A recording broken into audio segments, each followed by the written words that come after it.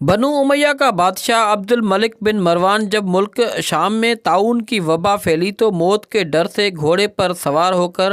اپنے شہر سے بھاگ نکلا، اور ساتھ میں اپنے خاص غلام اور کچھ فوج بھی لے لی،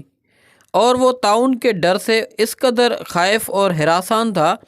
کہ زمین پر پاؤں نہیں رکھتا تھا بلکہ گھوڑے کی پشت پر سوتا تھا۔ دوران سفر ایک رات اس کو نیند نہیں آئی تو اس نے اپنے غلام سے کہا کہ تم مجھے کوئی قصہ سناؤ۔ تو ہوشیار غلام نے بادشاہ کو نصیحت کرنے کا موقع پا کر یہ قصہ سنایا کہ ایک لومڑی اپنی جان کی حفاظت کے لیے ایک شیر کی خدمت گزاری کیا کرتی تھی، تو کوئی درندہ شیر کی ہیبت کی وجہ سے لومڑی کی طرف دیکھ نہیں سکتا تھا، اور لومڑی نہایت ہی بے خوفی اور اطمینان سے شیر کے ساتھ زندگی بسر کرتی تھی۔ اچانک ایک دن ایک عقاب لومڑی پر جھپٹا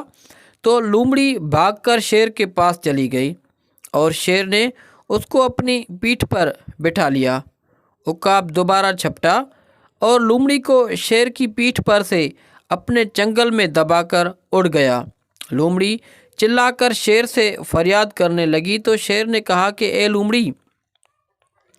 میں زمین پر رہنے والے درندوں سے تیری حفاظت کر سکتا ہوں، لیکن آسمان کی طرف سے حملہ کرنے والوں میں سے تجھے کیسے بچا سکتا ہوں؟ یہ قصہ سن کر عبد الملک بادشاہ کو بڑی عبرت حاصل ہوئی، اور اس کی سمجھ میں آ گیا کہ میری فوج ان دشمنوں سے تو میری حفاظت کر سکتی ہے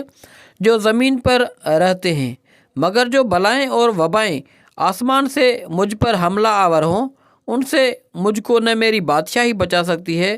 نہ میرا خزانہ اور نہ میرا لشکر۔